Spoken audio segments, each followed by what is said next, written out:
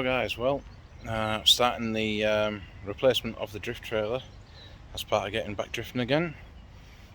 So I didn't start recording the first bit, so what I'll do is I'll put some pictures up.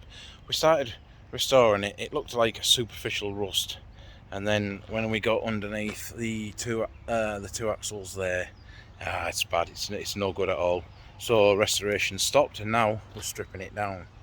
As you can see, not a lot left of it. We got the part I was making all the we were fabricating up all the winch box and battery box and everything, and we're like, might as well do this properly and then change it to the way it would work much better, weathering wise, and just lightness, make it much lighter. It doesn't need to be as heavy as it is. So right, yeah, we're stripping parts down, so that's why it looks like it does now. It's, tomorrow I'll be taking all the aluminium footplate off, and then cutting the axles off, and then cutting the A-frame off just to take the hitch, and then get it all sandblasted. So it begins. Okay, so here we are, disassembling Johnny 5. Most of the footplate's off now, that one to go, and then you can see sort of the extent of how rotten it wasn't worth saving at all. So yeah, cut the hitch off.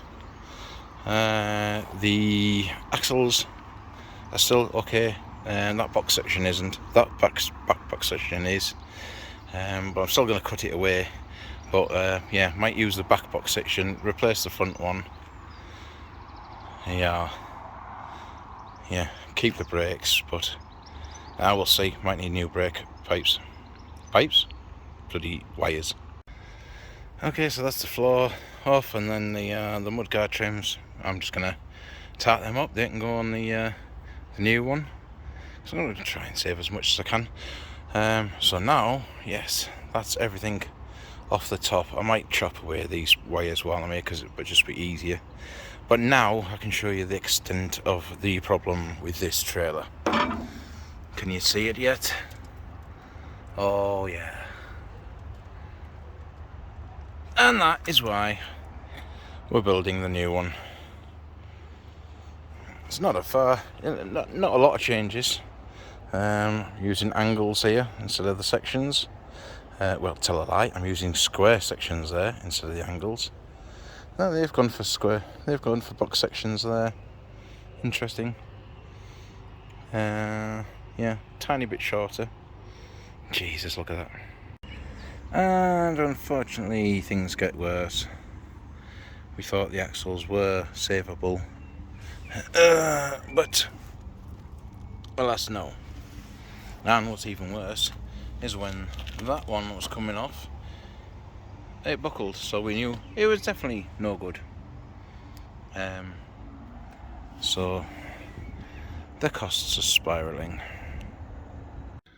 Okay, so from the previous video over the other side, you can see the trailer's beyond economical repair. So what we've done, as you can see from the footage over there, stripped as many parts as can off it.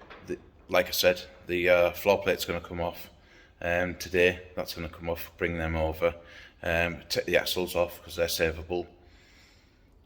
So we've started over here from scratch. So we have the 80x40 box section pieces made. I'll zoom out. There we go. 80x40 box sections are in.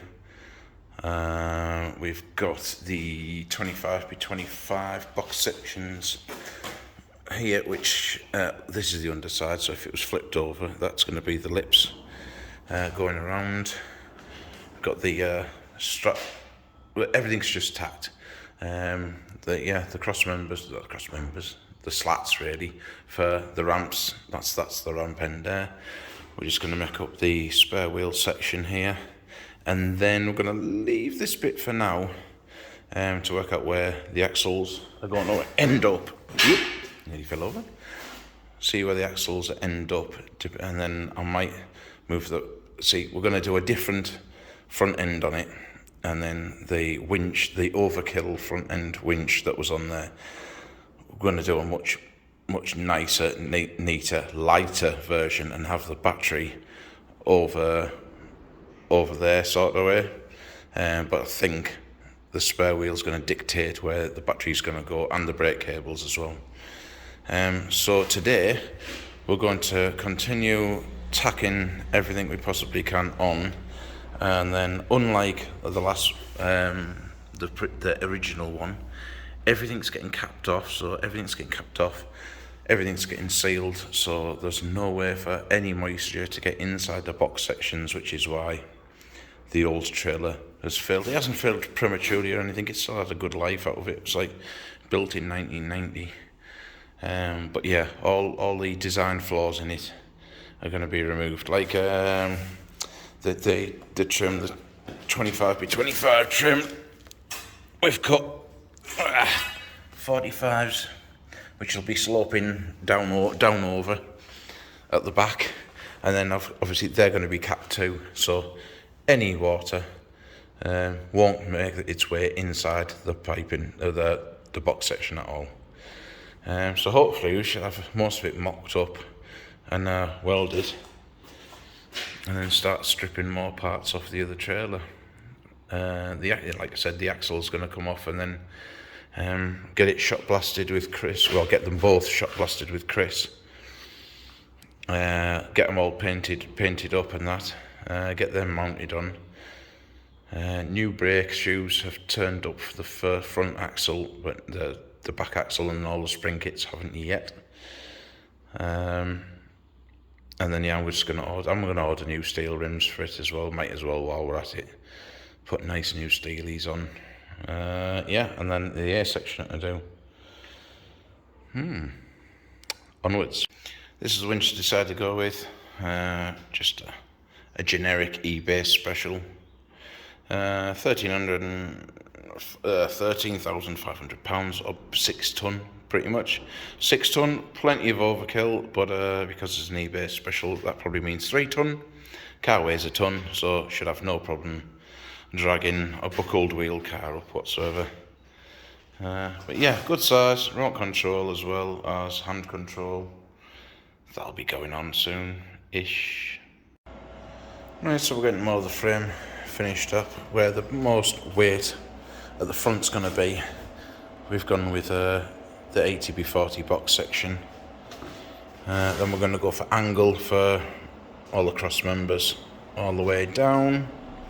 Marked up where the axles are going to go. I've spread the axles apart a little bit more. I didn't like how close they were.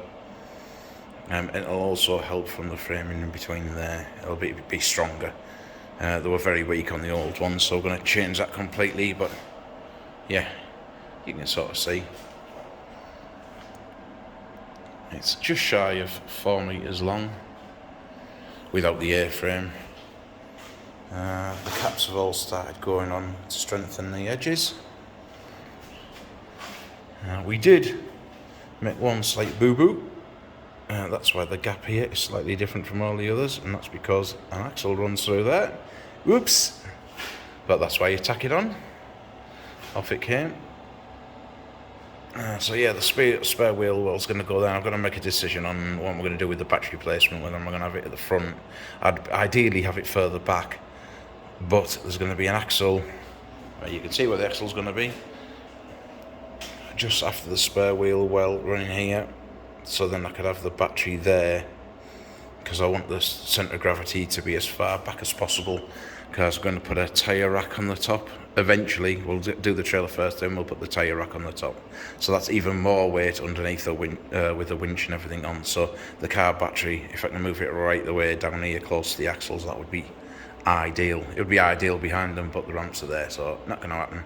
And I don't want a cable run that long. But yes, starting to come together. Okay, so a couple of hours down, and more. We're getting there. We're getting there.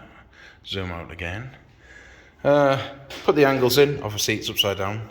So put the angles in for the cross members, and to take the rivets or nuts and bolts. We'll probably go with rivets for the aluminium. Cross members in there. The sturdier ones in here, where the weight of the car's going to be. And then Craig's also put the ramp bars back on. beefed them up a bit, give them a bit more of a gap. I didn't like how close they were, so we've put an extra plate in, brought it further off. The sides are all capped. Most of it's tacked, but we're now starting to fully weld things in. Next job, apart from getting gas done in a few minutes, is the spare wheel well. That'll get built next, and then I've got to decide what I'm going to do here, or whether I'm going to do anything there. I don't know, because before the electrics were there and you could get to the brake cables, so I might just leave it like that, and I might leave the battery at the front, but I'm very tempted. I want the battery back, but I think it'll cause havoc with the brake cable running. So right now that's why there's just a big gap there, because I haven't made my mind up yet.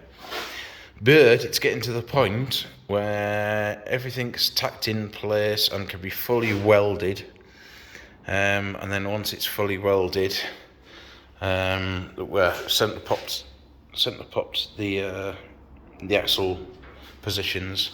So yeah, I can sit and paint it up, and then we can just add the axles later on. It won't get painted anytime soon, but I can tidy it up, paint it so it's protected, add the axles after I've shot blasted them and refurbed them all with new brakes.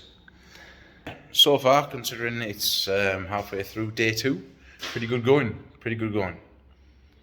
So yeah, exciting. It'll be nice to have a proper, sturdy, reliable trailer instead of making the best of what I can do. But another step closer towards getting